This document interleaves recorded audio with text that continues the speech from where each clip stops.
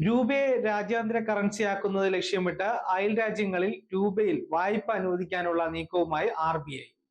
രൂപയെ അന്താരാഷ്ട്രവൽക്കരിക്കുന്നതിന്റെ ഭാഗമായി ഇന്ത്യയുടെ അയൽ രാജ്യങ്ങളിൽ രൂപയിൽ വായ്പ അനുവദിക്കാനുള്ള നീക്കം റിസർവ് ബാങ്ക് ആണ് സജീവമാക്കിയത്. ഇന്ത്യൻ ബാങ്കുകൾക്ക് അതത് രാജ്യങ്ങളിലെ ശാഖകൾ വഴി അവിടത്തെ ഉപഭോക്താക്കൾക്ക് രൂപയിൽ വായ്പ അനുവദിക്കുന്നതിന് RBI കേന്ദ്രത്തിന്റെ അനുമതി തേടി. ഇതാദ്യമായാണ് വിദേശ രാജ്യങ്ങളിൽ ഇന്ത്യൻ രൂപയിൽ വായ്പ ലഭ്യമാക്കാനുള്ള ആലോചനകൾ നടക്കുന്നത്. വ്യാപാരത്തിനായി രൂപയുടെ സ്വീകാര്യതയും ഉപയോഗവും പ്രോത്സാഹിപ്പിക്കുകയാണ് ഈ നീക്കത്തിലൂടെ ലക്ഷ്യമിടുന്നത്. റിസർവ് ബാങ്ക് കഴിഞ്ഞ മാസം ഇതിനുള്ള ശുപാർശ കേന്ദ്ര ധനമന്ത്രാലയത്തിന് കൈമാറിയിട്ടുള്ളതായി റോയിട്ടേഴ്സ് റിപ്പോർട്ട് ചെയ്തു. ബംഗ്ലാദേശ്, ഭൂട്ടാൻ, നേപ്പാൾ, ശ്രീലങ്ക എന്നീ രാജ്യങ്ങളിൽ രൂപയിൽ വായ്പ അനുവദിക്കുന്നത് പരിഗണിക്കാനാണ് RBIയുടെ ശുപാർശ. അനുമതി ലഭിച്ചാൽ രൂപയിലുള്ള ഇടപാടുകൾ അതിർത്തികൾ കടന്നുയരും. നീക്കം വിജയിച്ചാൽ കൂടുതൽ രാജ്യങ്ങളിലേക്ക് വ്യാപിപ്പിക്കാനുള്ള സാധ്യതയും ഏറെയാണ്. വ്യാപാര ആവശ്യങ്ങൾക്കായിരിക്കും രൂപയിൽ വായ്പ അനുവദിക്കുക.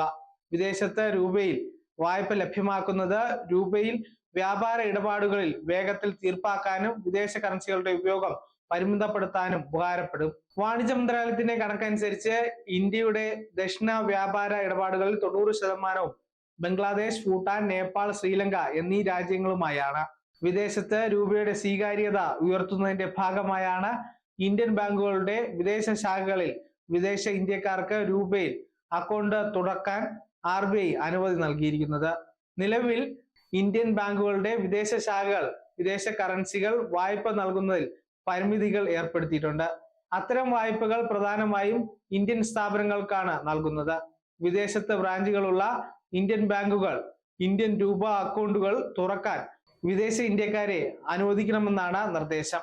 ഡോളറിന്റെ ആശ്രയത്വം കുറച്ച് രൂപയെ രാജ്യാന്തരവൽക്കരിക്കാൻ ശ്രമങ്ങൾ കേന്ദ്ര സർക്കാർ തുടങ്ങിയിരുന്നു. ഇതിന്റെ ഭാഗമായാണ് പുതിയ നീക്കവും. News desk zag news. നേരിന്റെ വാർത്തകൾ നിങ്ങളുടെ വിരൽത്തുമ്പിലെത്താനായി സാഗ് ന്യൂസ് ചാനൽ സബ്സ്ക്രൈബ് ചെയ്തും ഷെയർ ചെയ്തും ഒരു ശരിയായ മാധ്യമ നിലപാടിനൊപ്പം നിൽക്കാൻ ഞങ്ങൾ നിങ്ങളെ ക്ഷണിക്കുന്നു.